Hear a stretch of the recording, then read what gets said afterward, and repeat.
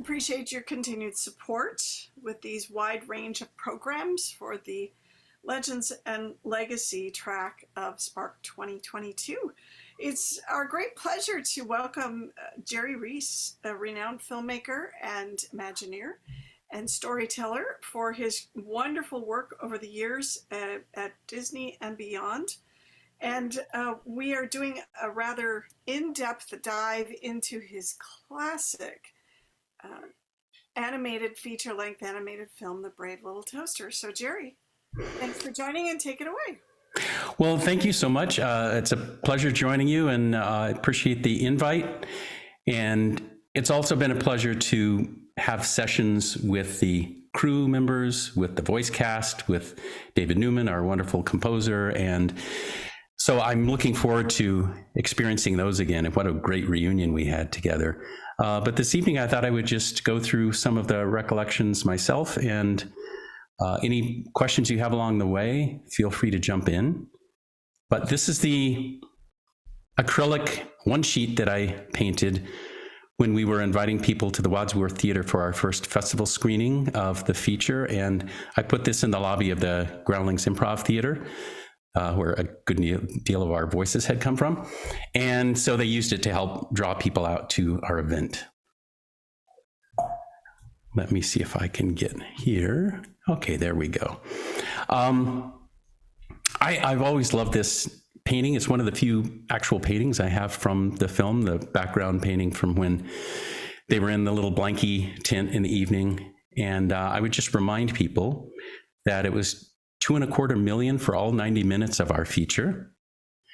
And Care Bears at the time was around 7 million. Bluth was doing films around 12 million. Disney was coming in at about 25 million per project. So we were definitely the cheapest thing going. And every day our animators had to accomplish what would have taken 2 weeks at Disney. So that's a tall order. Imagine sitting there with your plans for 2 weeks and I come up to your desk and say, by the way, all of that, the end of today is when it's finished. That's a daunting order. But despite all of that, it was the most creative freedom we ever had. We cared for each other and for our characters, and we were not product makers. We were storytellers together. And letters, emails, drawings from fans have been heartwarming evidence of a connection over the years. So, how did it all begin? Well, it takes me way back. I start winding the spring of the tension to make The Brave Little Toaster way back to when we were first out at CalArts together. This was the first year, so I'm looking all too coy there on the left with my little embroidered shirt, and Lassiter looks like he's about to strangle someone with his gripping the pencil up there in his teeth. And you can see John Musker and Brad Bird and Joe Lancicero and Nancy Beeman, Doug Leffler, a whole bunch of us together there. And back in those days, we were all looking at what was going on in film. We were all excited about going to Disney. And after 2 years of being in school together, Disney drafted 4 of us to go over and work at the studio. So I suddenly was a Disney feature animator, which is what I'd been dreaming of. And this was in 1977. So 75 to 77 was the first 2 years of the CalArts program. I was teacher's assistant for the first year. And after the end of the second year, this was when I went into the studio and became an animator. And that same year, there was this important thing, an event for us. And in comparing notes with John Musker and Doug Leffler and Brad Bird, et cetera, we all sort of remembered this as an important event. We went to see Star Wars, and it just blew us away. We just loved the dynamic cinema and storytelling, and there were people lined up around the block, and it was just the sizzling excitement. And we related that back to what Walt had accomplished with Snow White back when that debuted. It was the same revolutionary thing that disrupted the industry. And we wanted to be part of that. We joined Disney because we were fans of that. And we saw trying to reignite that same level of disruption, creative disruption that Walt had generated back in the day, and that the veterans were still espousing when we went in and trained with them. We wanted to see that big difference come into the animation industry. Our whole group predicted that animation would break $100 million someday, and that people would be lined up around the block like they were for Star Wars. We just felt like if the content is right, people will come. And we saw people like Spielberg and Coppola and Lucas as the people that were really carving out this new territory, and they were really directors. You could go watch their films and see the cinematic choices they made for it, like not just a story happening in front of you, but how they told the story had a fingerprint on it. And we really felt like our group was hoping to be part of that kind of crowd. And we were hoping that our projects would fit in that canon of work. And so, you know, we set about trying to reach those goals. Now, you know, at the time at the studio, there were things like The Small One happening and Pete's Dragon. And so we didn't feel it was as earth-shaking as we would hope it would be. I was an animator also on The Fox and the Hound, and we attempted to do some earth-shaking things. I was able to do a sequence direction for a possible opening sequence where the mother fox leaves the little baby fox there and hiding it, and is trying to get away from the hunter and the dogs. And in sort of the heartbreaking way that it happened in Bambi, I found a way visually to let you know that the mother had died, and you didn't see anything graphic, but boy, did it hit your heart. And our whole little team presented it to the directors, and they said, well, no, that's too emotional. You can't do that. The mother dies. And we said, well, isn't that the story about an orphan? So do you want it really to be a story about the mother that kind of abandoned the baby because she was scared, or do you want it to be that it's an orphan? And they just wouldn't take it. So we felt like already just the power of storytelling that Disney already had embraced beautifully in the past was being toned down. And at least we felt like the bear fight sequence at the end achieved some of that dynamics. And Glenn Keane, oh my gosh, what an amazing job he did. But, you know, we really felt like that was largely because the schedule was running out and nobody could fiddle with it too long. It's just sort of time worked against change. And so it's like he would do a draft and it stayed that way. And by the way, I jumped off of animation onto cleanup to try to assure that Glenn's beautiful rough drawings maintained the integrity of the animation intention as it was cleaned up. So, you know, at least we felt like there were smaller victories, but we wanted to accomplish bigger things and have whole films that made statements. And each one of us was a director itching to come out.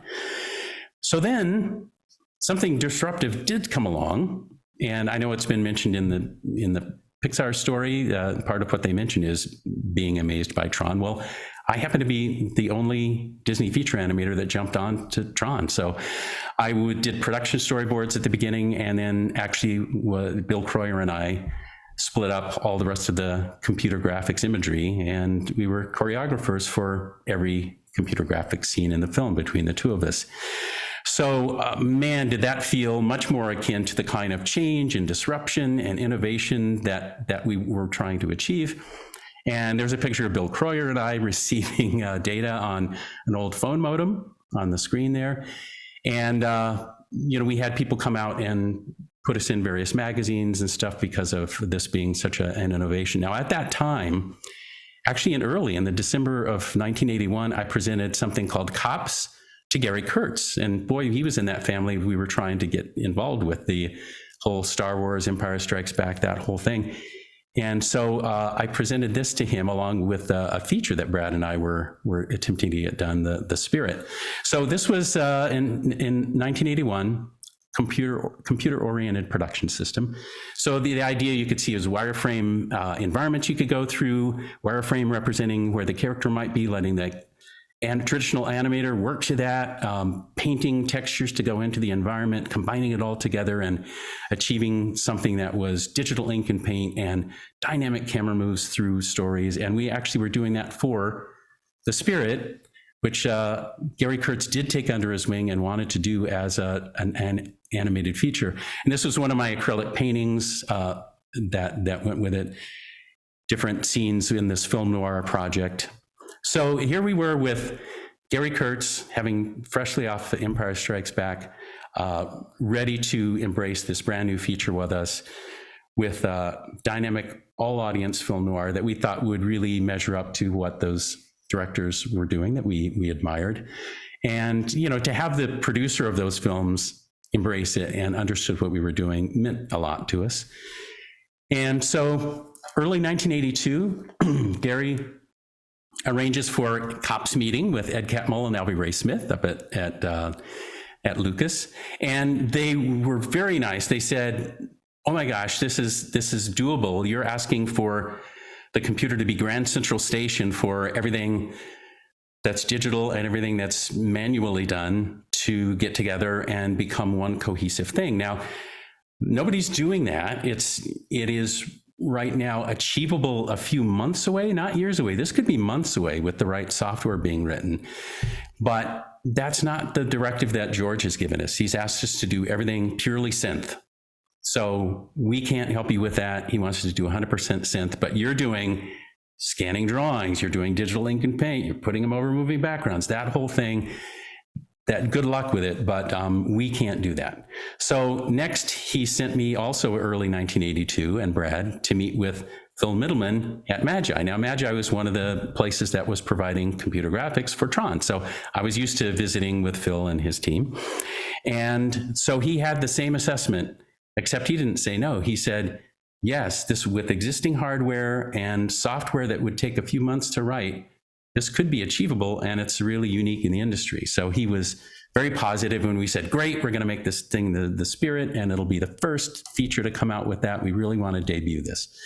So shortly after our meeting, Phil Middleman shared the concepts with Disney. So I had somebody come running to me in the hallway and went, oh my gosh, Phil's spilling the beans. He's talking to Lasseter in the hallway. I was like, what? So I went up and talked to him about it, and he said, oh, I didn't realize you wanted to be confidential, but history went forward and the Wild Things test came out.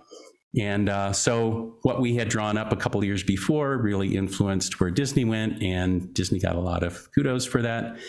And I still have the letter. It's a multi-page letter that Gary Kurtz had me write to Phil Middleman, basically telling him we weren't happy that he had broken confidentiality, but we were really wanting to continue to work together on the Spirit.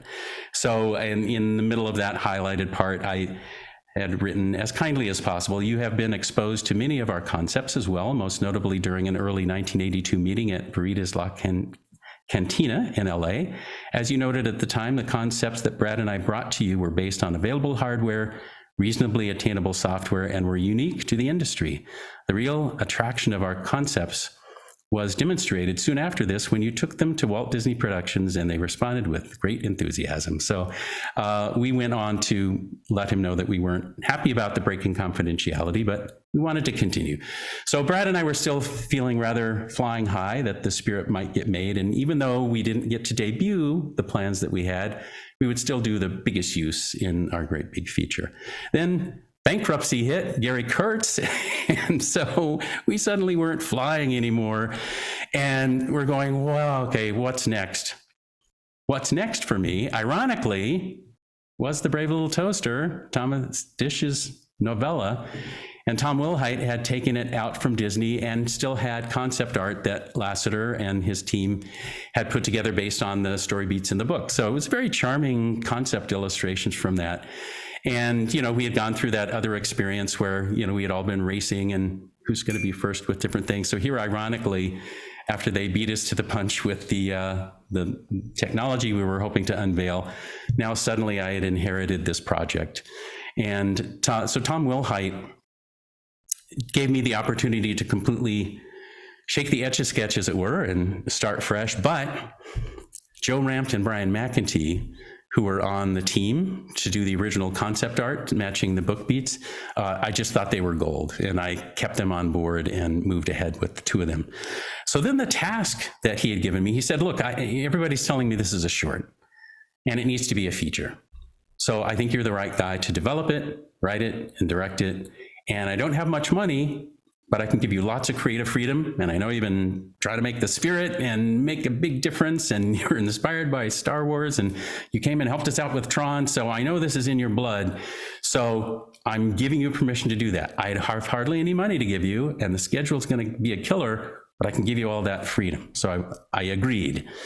So now I huddled with Joe and Brian and I started to whack away at these things, turning a short into a feature. Well, we needed the ensemble of characters to become a collection of individual characters. So I'll go into that in a little bit. We needed the story structure overhauled. I immediately went in and looked at the concept art that Brian McEntee had done, and boy, the second act junkyard was so powerful. I immediately shoved it into the third act and went, oh my gosh, that's the graveyard for appliances and objects and anything that's inanimate. That shouldn't be like one of the act 2 things that they get past. That should be the graveyard where they either wind up or don't at the end. So that was a great big shove.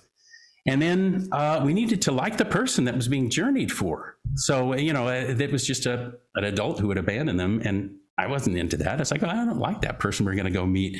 So I introduced the idea of a kid. So, hey, it's, the kid of the family who lived there who played with them with toys and everything. And I could imagine all kinds of ways that a kid would have fun with the appliances. So I went, okay, if they think of the kid as their master, and then if the family moved away or whatever happened, the kid isn't the one that abandoned them. The family went through a circumstance and the kid just had no choice. So I went, okay, now I like the master. It's just worth traveling to meet that person. And then also we needed a reunion with that person rather than being handed off to somebody else like in the original story. And what had been developed was, they're kind of told they're out of luck and passed along to somebody else at the end of the story. I think the person gives them to a ballerina or something.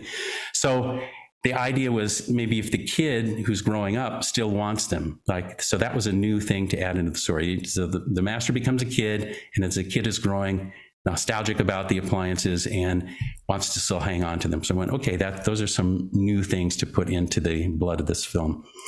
And then we needed a third act stakes that brought everything to a head.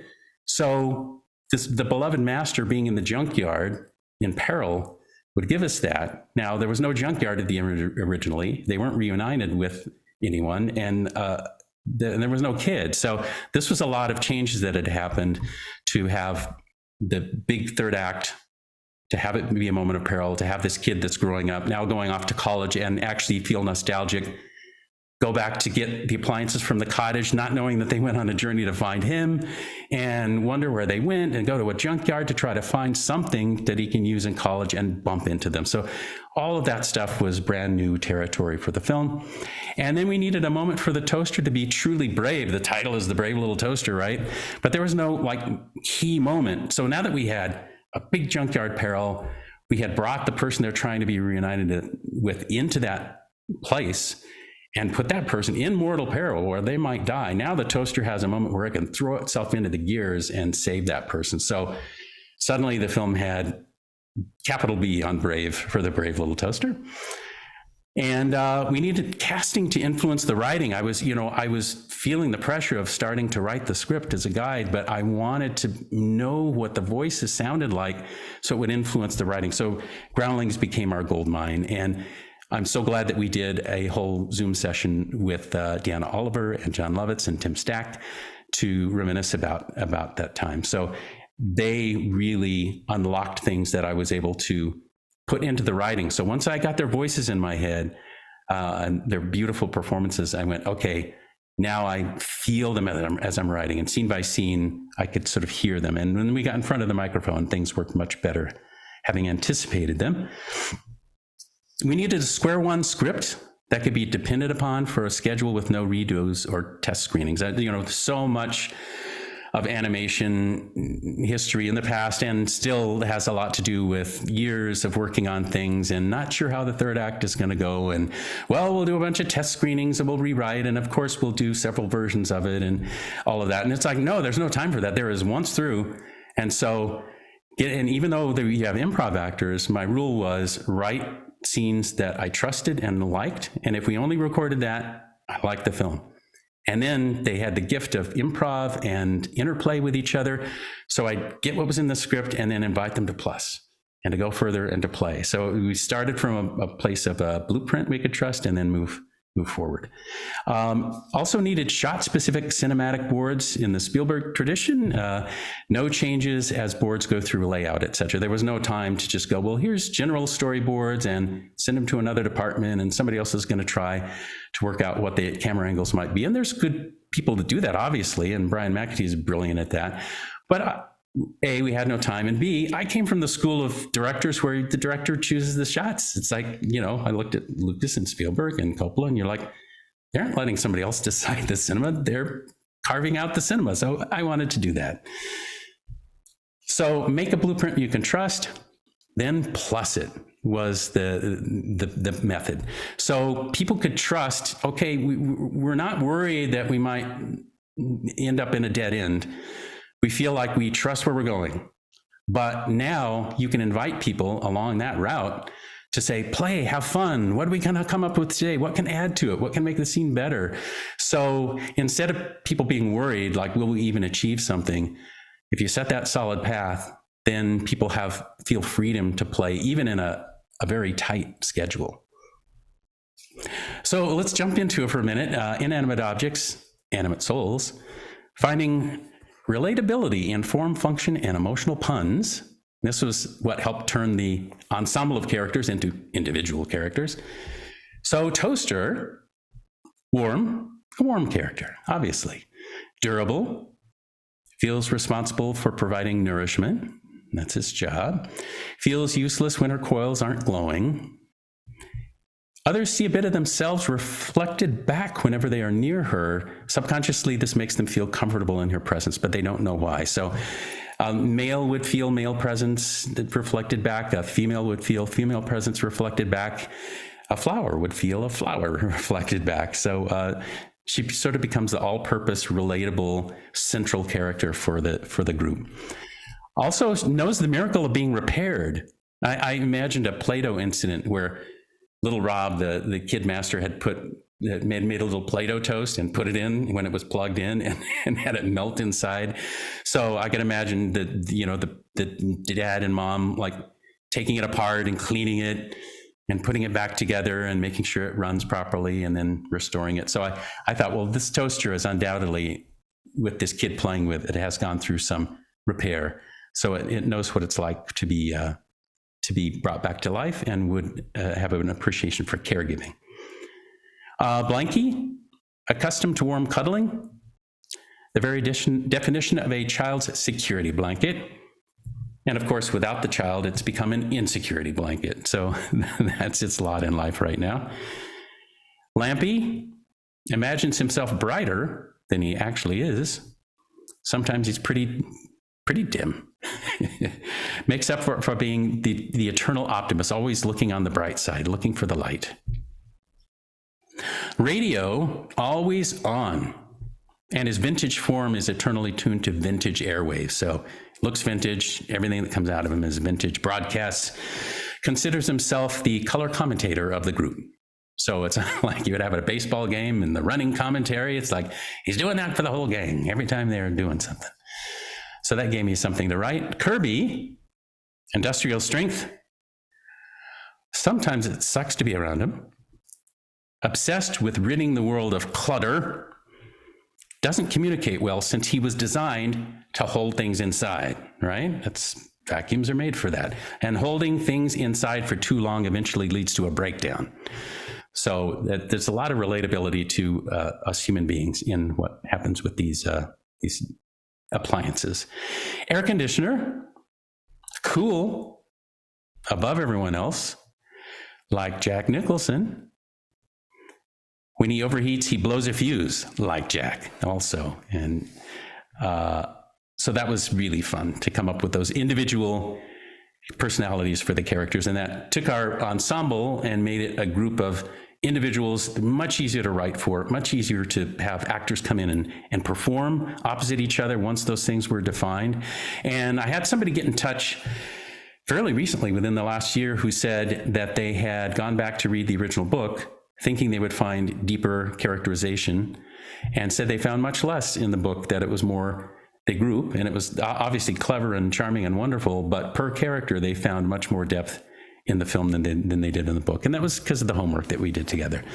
So test animation, we had to get that going right away because we had no guide for that. There was no data available for how a toaster sprouts a face, then hides it, walks, runs, gestures, emotes with a little block of a toaster, how it holds things with paddles. that have no fingers. There's all that stuff you kind of take for granted, but when you're starting out as an animator, you go, what am I going to do with that? So a lot to figure out there. How a blanket crawls or cries or yawns or does anything except being a pile of cloth. So that was worth doing test animation for. How a bakelite radio with no face or hands plays baseball, among other things. But that was called for in the script. So how a vacuum shows exasperation when his cord unplugs, and how he moves differently with no motor power. So what does it mean? What are the rule of you're moving when you're plugged in versus moving when you're not plugged in? How a desk lamp with no hands or feet can walk and wave and scratch its head. But the crew needed a finite archive of character-specific behaviors to learn from, so we went ahead and did it. So I put the names of each animator that did this test animation, and this was the first time that they had attempted this with our characters, and I just told them to go for it. And we had a get-together with the crew, and they were all reminding me that they felt so free to explore once we started this test animation, because, you know, none of us had the answer. So it's like, how do I going to do this? Find out. Just give it a shot. So here we go. Here we go.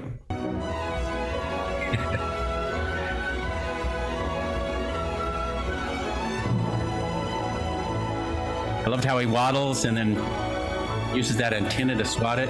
Lampy, that was hopping around kind of like a little bird. And then using the plug as a hand was really ingenious.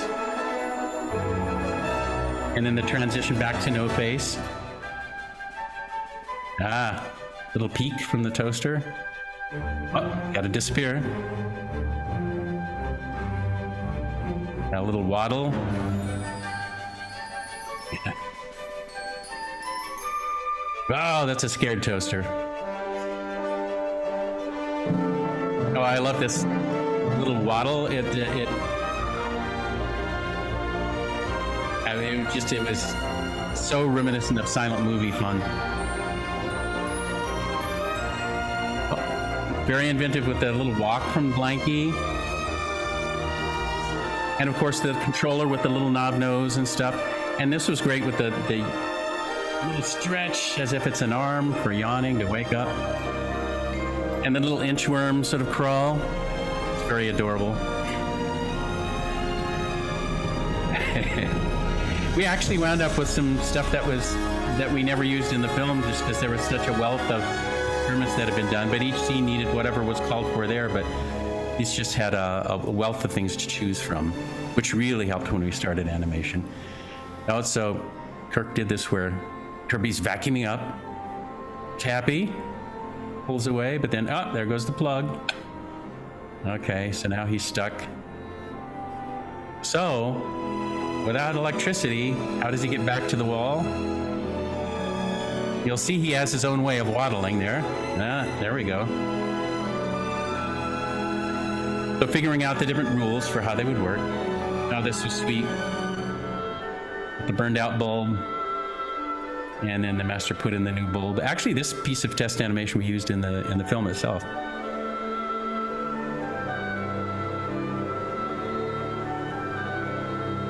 And some tests that Rebecca and Kevin had done with Chris and Rob. A little fun interplay with the two of them.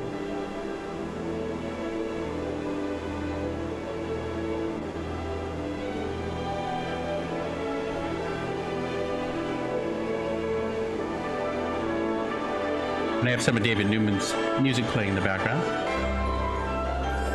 Here's Almost St. Peter's, eventually voiced by Joe Ramp. Loved his little scoot around with his big body. So strong he could pick up the fridge. But no, the puppy's under the box. Well, there was Crazy Ernie in a scene that was cut out because the film was getting too long. So that was test animation. And now we had to move into storyboards. So I was working on script pages as quickly as possible, and then Alex Mann and Joe Rampt and Daryl Rooney and I would split up those pages and dive into boards. So storyboards, the cinematic script, So this was going back to that inspiration of, you know, the real cinematic filmmakers. And I wanted to lay the blueprint that people could trust. So here's some of my boards compared with how the final frames looked. So this was in the, the picture of the kid had fallen and broken. You see them aghast. You see them all come up together. The rough boards match the final. They look down at the picture. The wind starts blowing it. And then you see the wind and the ice forming on the toaster and lampy, and you meet the air conditioner. And you can see even the little dialogue written down there where they say, what are you laughing at? And you see written in pen there, absolutely nothing, nothing at all. I think he was laughing at us. You know something? You're a real bright little lamp. Oh, thanks. Hey, where he figures it out. So you guys really have an attachment for that kid, don't you? So all of the dialogue you can see and the shots really matched, where it wasn't a matter of general boards and then later going on and exploring and doing draft after draft after draft. This was the roughs and the final really married. And there was always the invitation to plus perspective and plus color and lighting and dynamics as you go forward. But as you could see, it was really a trustworthy blueprint as we would go. So, and I just love the sweetness that they caught with this in the final too. That was just my little rough sketches. You didn't have time to worry about, did it look good for presentation or whatever? That wasn't what it was for. Nobody was going to see these. It was just, we would look at them ourselves, and you do the little, like the looking at the picture and then the embracing it. That was the poses that the animator would later use to animate to. So they would just look at the rough, follow it as a guide, listen to the track with the voice performance, and we really could hone in on that moment without the extra pressure of going, well, we're going to pin them up and have people come through and look at all the boards and wonder if they're pretty enough and everything. It's like, no, it was functional. It wasn't for decorative use. And then there was the thing of how to tell the story. And this is something that I really tried to make clear to all the people that were boarding with me. You know, I really loved tease and reveal and did that constantly through the film. But here's an easy one to wrap your head around. What is that? You don't even know what it is. It happens partway through the film. Then you see Elmo St. Peter's crawling up it. It turns out that it's a tread to a giant truck. So I was surprised when we did that, the tease and reveal, big audience reaction, much bigger than I imagined would happen. And I'm sure that if I just cut to a truck, they wouldn't have had that big reaction. But to have you wondering, what is that? What is he struggling to climb up? And then the payoff was the cut to the wide truck. That was a mini version of what I did constantly through the film. So even at the opening, seeing the cabin, you're wondering, why am I even looking at this cottage? Why am I looking at a sunrise in a toaster? Why am I looking at all this stuff? So there was always the curiosity and the reveal. So I'll just quickly go through another one that's a little more elaborate than the tire and the truck payoff. This is the photograph of what turns out to be Rob, the master, as a little kid. But at the beginning, I go ahead and show it to you in that opening title sequence, and I purposely made you wonder, why am I looking at this picture? Who is this kid? And I purposely don't answer you yet. Later, when they're in the middle of working in the house and Blanky suddenly stops and they all listen and they're quiet and it says, a car, and they jump into action. You have no idea why they're doing that. You don't know why they're getting on and towering on each other and looking up into the attic. And when Blanky goes up into the attic, if you pay attention, you see there's a little worn path where obviously they've done this a lot of times, because there's the clean path where they've been scooting there. And you have no idea why the car is transforming into a fantasy version of the car. And then you see the kid and you see like, the photograph of that kid. This is the kid that was in that picture. And then you see the whole fantasy where Blanky's floating down and the door opens and you meet the kid who was in the photographs. For the first time, you're putting two and two together that this is the person that they're missing. And when it turns out not to be the case, the camera pulls back and it was not that car. He wasn't coming home. It was a car that just passed. You see how depressed they are at the cabin. And then Blanky's clutching something and you can't quite tell what it is, but then he bursts into tears and you see, it's the little photograph again. It's the kid that was in the photograph at the beginning. The big desperate search to see, is that the car that's going to bring him home, has ended. And now you see he's clutching the photograph. So now you really start to understand who they're missing and why they feel so alone. And then you see all of them grabbing for it. Now you realize, okay, this means a lot to everyone. And then you see how sad they are when it breaks. And then you see how much it matters to even the air conditioner. He explodes over the picture and whether the kid is coming back or not. It's a huge issue for them. And then when they are heading out on their adventure, again, I made a little thing where Blanky looks, he's tucked away the photograph. And then Kirby says, "Hey, Blanky, you ready to go, Blanky?" It's like, "Yeah, I'm ready." And he tucks it away, hides it again, but he has it along. And later in the meadow, you see the mice are chewing on it. He's very upset that they were chewing on the master. And then you see in the original age when he was in that photograph, and you see the photograph too, the memory of being with the kid and repairing the light bulb. You see the memory that Toaster has in the dream of being with the kid at the age of that photograph and seeing the reflection in itself. And then you also see in the dream the anxiety of feeling like it may be at fault. The fire that broke out in the Toaster's dream, the smoke grabs the memory of the kid and yanks it away. And Toaster, you realize it has guilt feelings about whether it's to blame about the separation that's happened. And then when they get to the city where they are sure that they will find the master, you see that sure enough, Blanky is hugging that picture.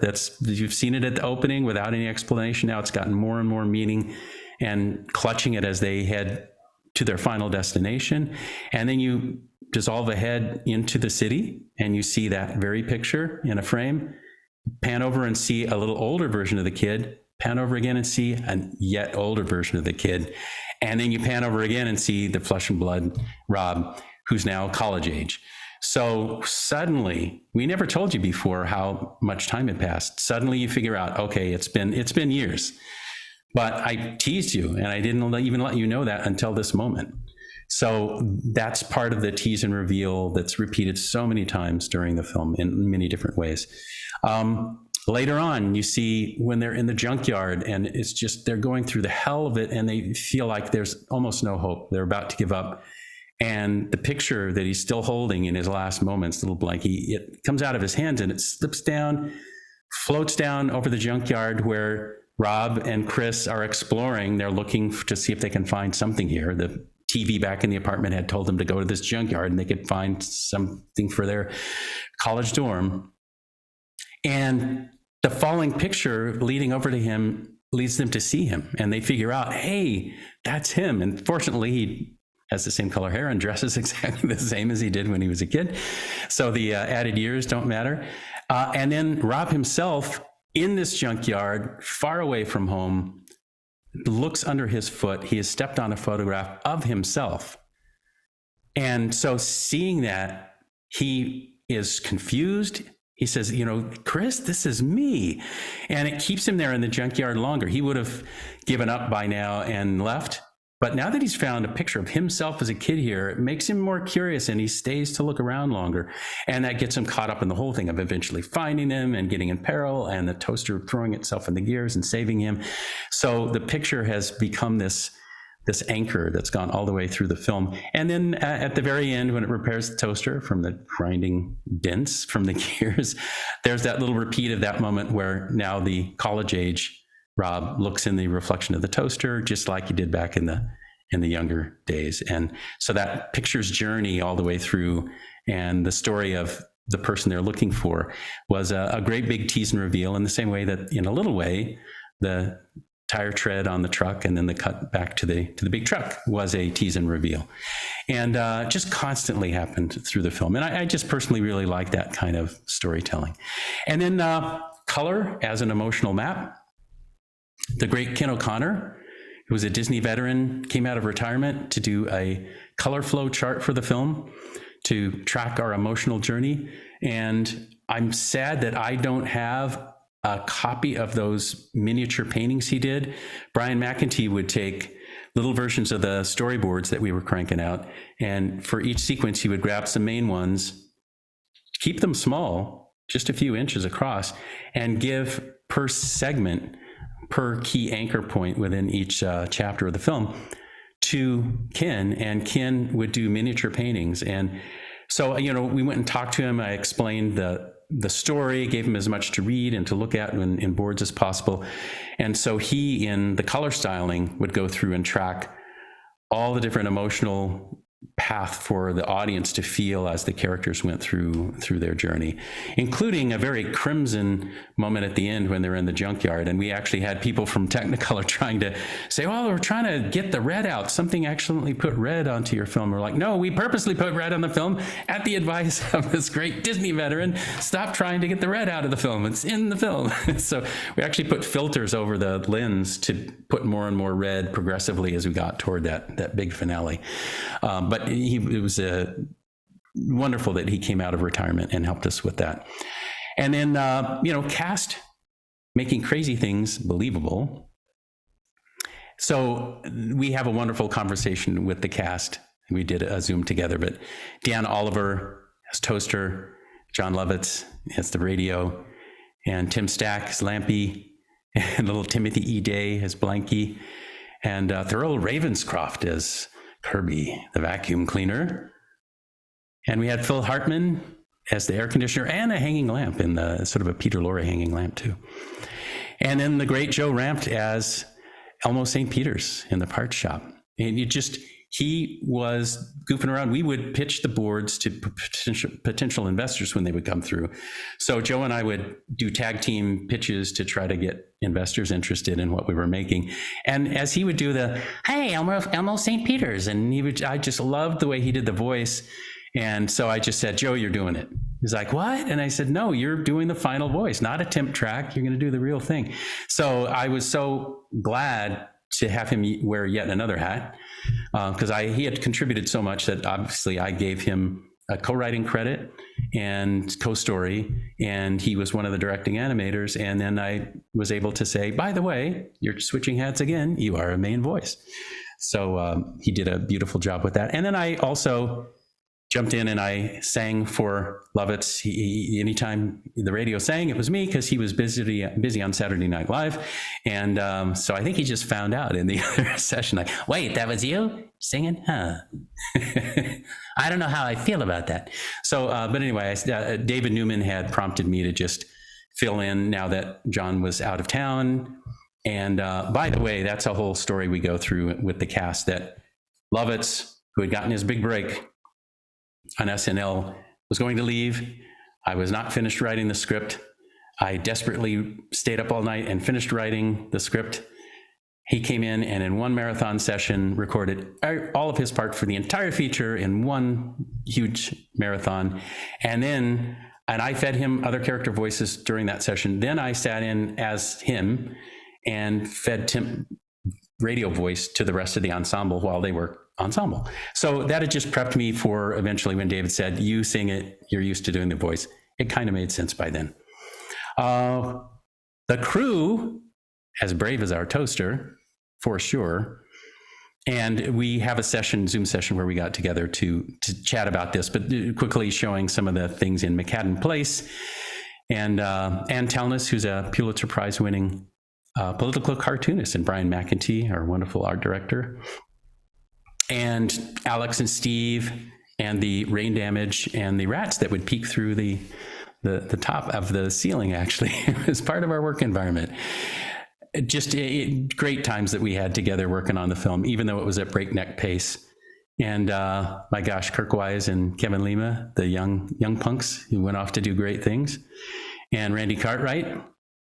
So we had a great group together. And Rob Minkoff, who, by the way, is who I patterned Rob the Master after.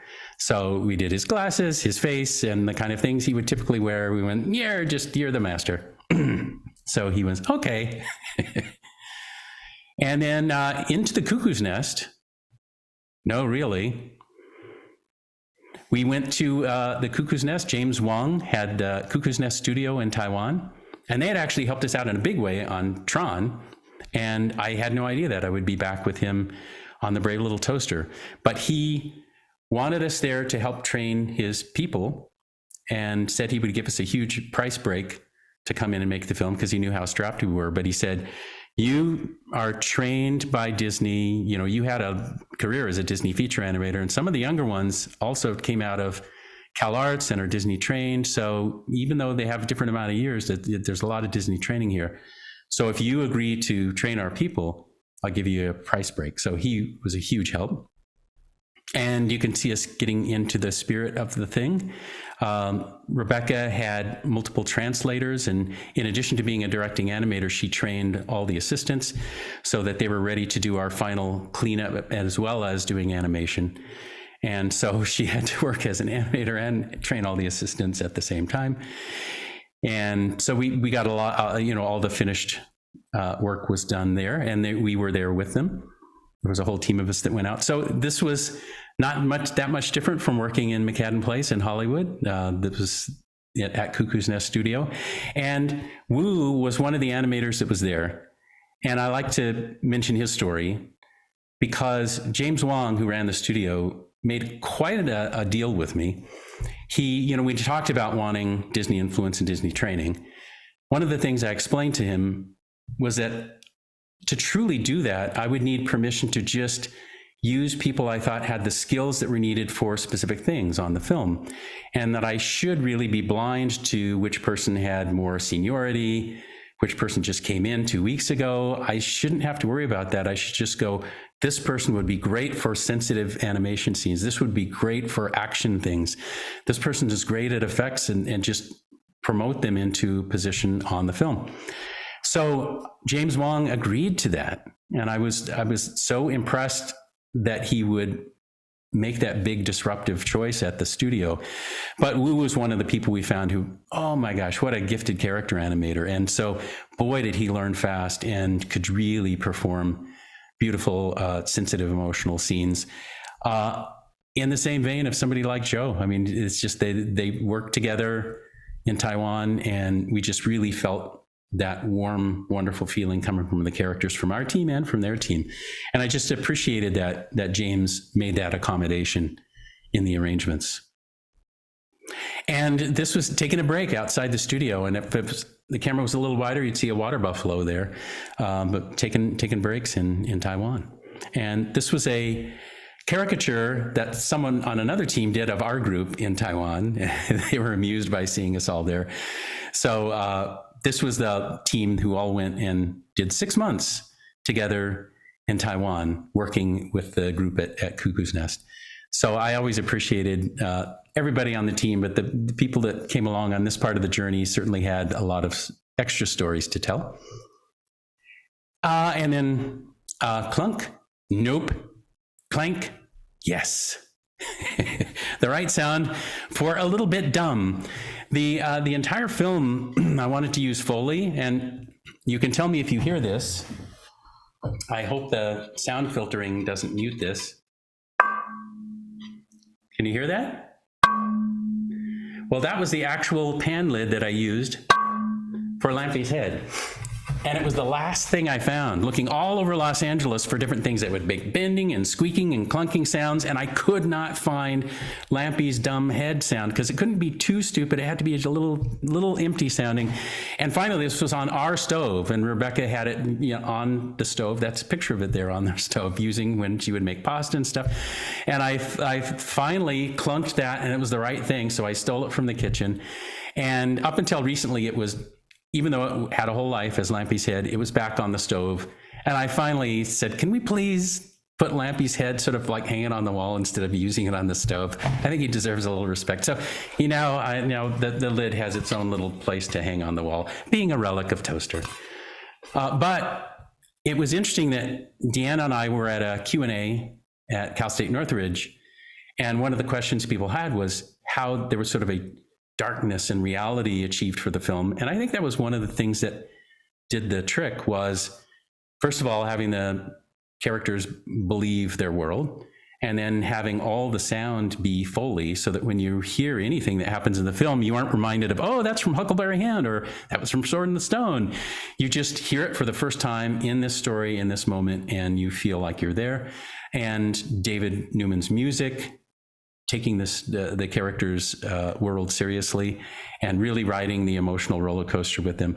But I do think Foley sound was one of the ingredients that made that sort of deeper feeling. Even though this was a cartoony film, it had emotional depth that people felt, and they mentioned it. And people have repeatedly talked to me about feeling true emotions from it. And I think that was one of the subtle reasons. And music that believed the characters. So David Newman, oh my gosh, did he just dive headfirst into the film, believing the characters. And I might as well just read what I wrote about it on my website. David Newman's original score for The Brave Little Toaster is an inseparable part of the film's soul. It expresses the deep emotional longing that keeps the dysfunctional ensemble going despite impossible odds. David's music never aims to trivialize or caricature the simply animated characters, instead embracing their joys and fears as genuine. Intimate and epic in turns, David's beloved score remains one of his finest.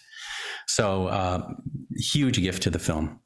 And I did a little hello to my classmates with A113, and we compared notes, and it's appeared in Family Dog and various Pixar films, et cetera, but I do believe we were the first to put the little tip of the hat to the A113 CalArts classroom in a film.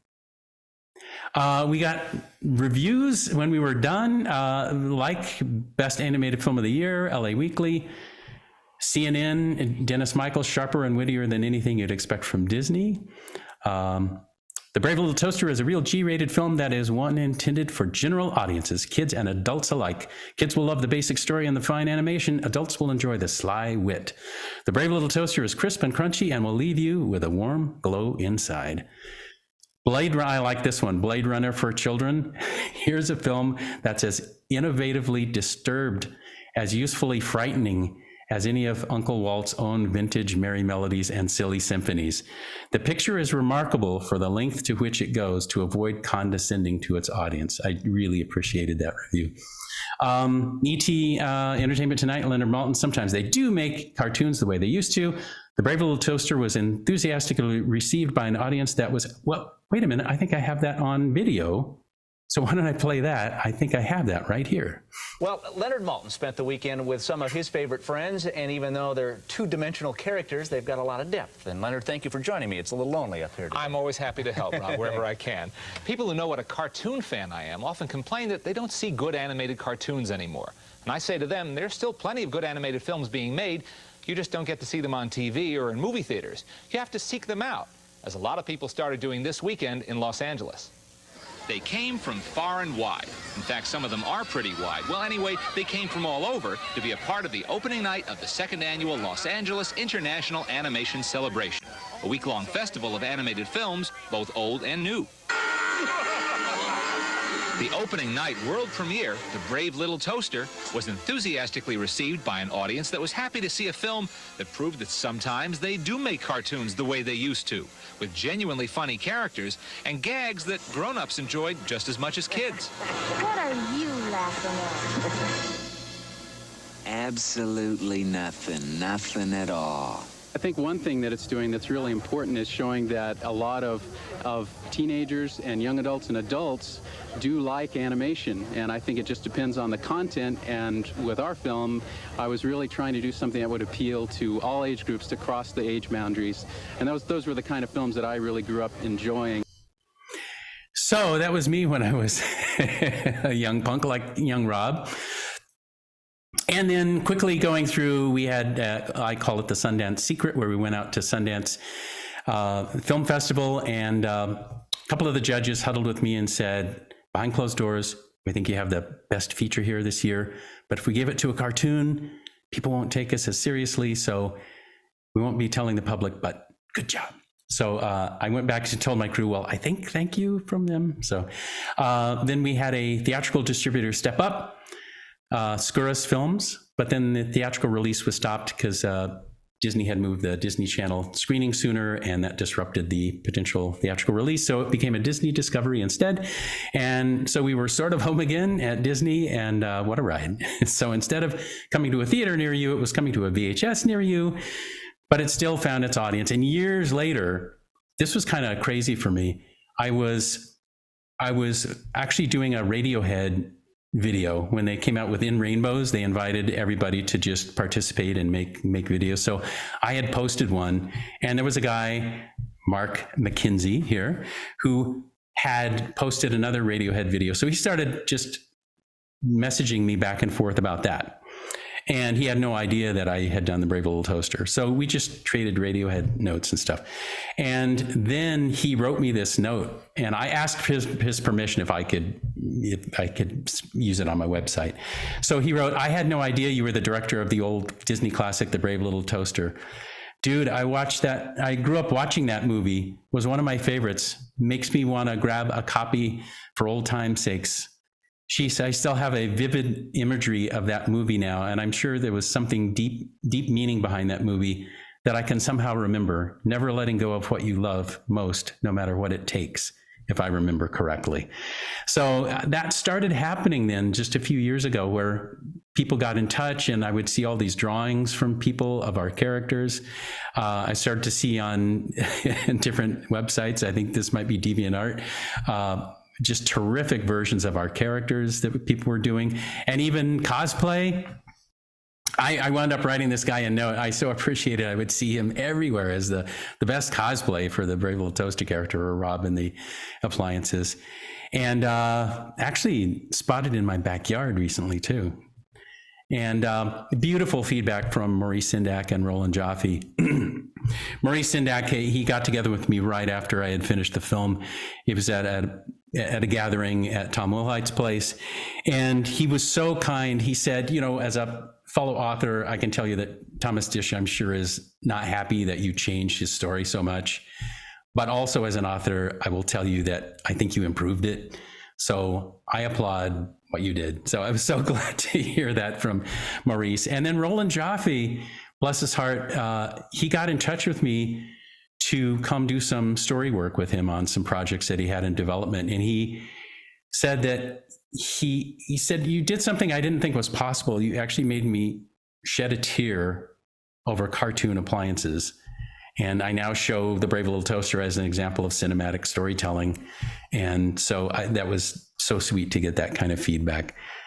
And I also have noted sort of a yin yang of Toaster over the years, with people saying equally, "It gave me nightmares and I loved it."